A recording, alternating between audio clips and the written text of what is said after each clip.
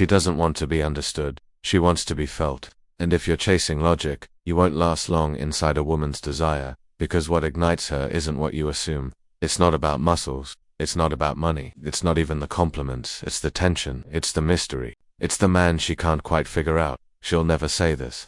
She can't because her desire doesn't speak. It's awakened by your stillness, by the control in your emotions, by the quiet in between your sentences. That silence, that's where she starts imagining the things you haven't even voiced yet.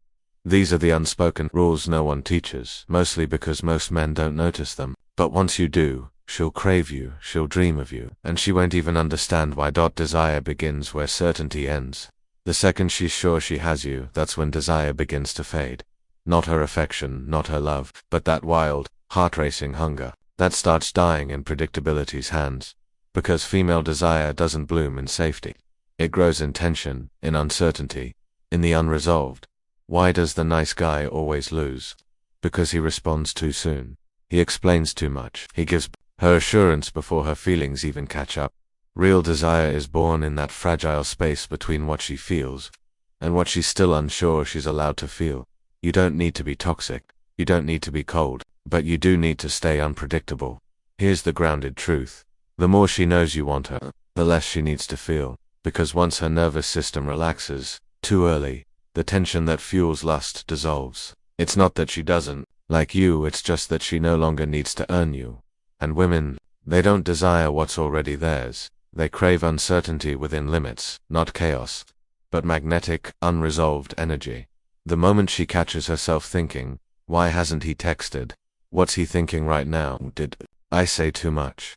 That's when desire is alive. That's not logical, it's biological. She has to feel like she's leaning in, not because you're pulling away, but because you're not chasing, because you're living, moving forward, and she's still not quite sure where she stands. That uncertainty, that's where her fantasies begin to shape. Most men kill it too quickly. They overcommit, they erase the suspense, they become emotionally transparent, handing over their cards too soon. Then they wonder why she stopped replying. Here's the paradox. She never fully relaxes around the man she fantasizes about, and she never fantasizes about the man she relaxes around too early. So what do? You slow everything down. You move with purpose, not impulse. You flirt with your eyes, not your words. You reply on your terms, not on her timeline. And when she asks, "What are you thinking?" you smile and say, "Not ready to share that yet." Now her mind fills in the silence. Now she leans in. Now she dreams at night. Because you left a gap she needs to fill. That's not a game. That's energetic contrast. And the man who gives her that contrast, warm but never desperate, attentive but not always available, interested but never emotionally exposed to fast, that man activates her because he understands the first rule of female desire. Desire doesn't live in certainty. It thrives in suspense. And it starts the moment she's no longer sure she has you, too. She wants to be led somewhere.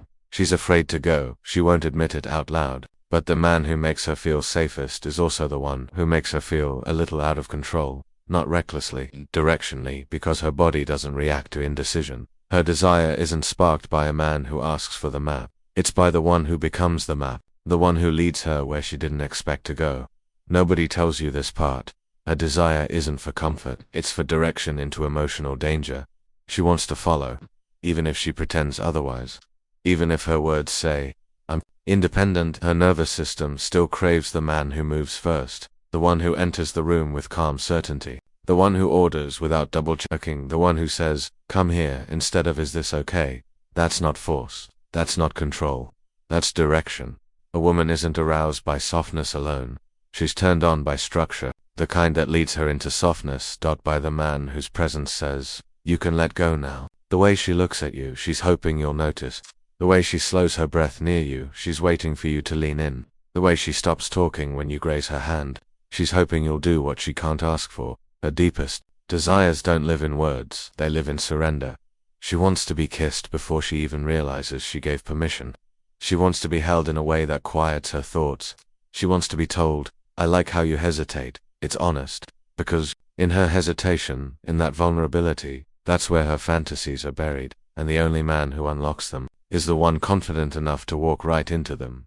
Most men wait. They ask for signals. They need confirmation. "I don't want to make you uncomfortable," they say. And with that they become forgettable. But the man who looks at her like he already knows what she wants, the one who leads her energy instead of mirroring it, that's the man who lingers in her dreams. Because he didn't push her, he guided her, he took her by the hand, not just physically, but emotionally, and led her into the version of herself she only reveals to the right man. That's the trick. She's not hiding her desire, she's protecting it, waiting for a man grounded enough to hold it without running from it. And when you become that man, when you stop asking, when you start directing, calmly with presence, she melts.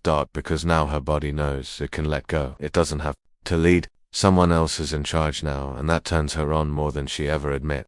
Because she's been the one leading her whole life, and now she just wants one moment where she can fall apart in your presence, where you lead her into the unknown and she trusts you enough to follow. That's not game. That's not manipulation. That's energetic leadership. And it's the second rule of female desire. She doesn't want to stay in control. She wants to trust your direction so deeply that losing control becomes the fantasy.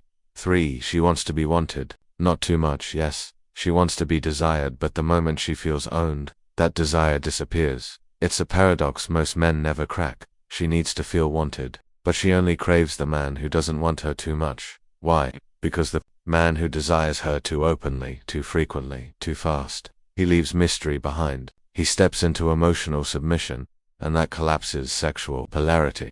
Her body isn't wired for devotion at first glance. It's wired for the tension of being near someone who might want her, but hasn't chosen yet. The nice guy says, "You're everything I've ever wanted." But the man who haunts her, he says, "You're interesting. I'm still figuring you out." That changes everything because she doesn't want to be a prize for desperation. She wants to be the reward for standards. She wants to be chosen, but only by a man who doesn't need to win her. That's what lights her up. That's what keeps her coming back, not your efforts, but the feeling that she hasn't earned you yet, because your approval, that's currency. And if you give it away to easily without challenge, without contrast, without making her wonder what it would take, her desire disappears. Why? Because it became too easy, and female desire doesn't bloom in ease. It thrives in the climb toward emotional elevation. She wants to feel seen, yes, but after she's shown why she's worth seeing, not because you're cold, not because you're playing her, but because you've mastered restraint. You want her, of course, but you don't need her, and you sure as hell don't broadcast obsession before she's earned your soul. That control, that tension, that slow-burning hunger just beneath your words, that's what seduces. That's the energy that whispers, "Yes, I want you, but I won't chase you. You'll feel it when I decide." Now she's obsessed, because now your attention feels earned, not automatic, not performative, but precise. And when she senses that your desire is selective, that it's a choice, not a default, that's when she needs to earn it. That's what keeps her restless at night. Not the guy who spills his heart on day one, but the one who looks at her like he could destroy her confidence, and still hasn't decided if he will. It's not about playing hard to get, it's about being hard to move. Stoic men know this. You don't drown her in attention. You create a drought so each drop becomes sacred. You don't flood her with emotion. You give her your eyes, not your heart, not yet. And when you finally lean in, when you finally say, "Now you've got me," she melts because she knows exactly how rare that moment was. And now her desire isn't about what she sees in herself, it's about what she sees in you. That's the third rule of female desire. She wants to be wanted, but only craves the man whose want is never guaranteed. Want more? Comment, "She felt my silence." Like this video if you're done playing her game and ready to make her play yours. Subscribe to master the real rules of attraction.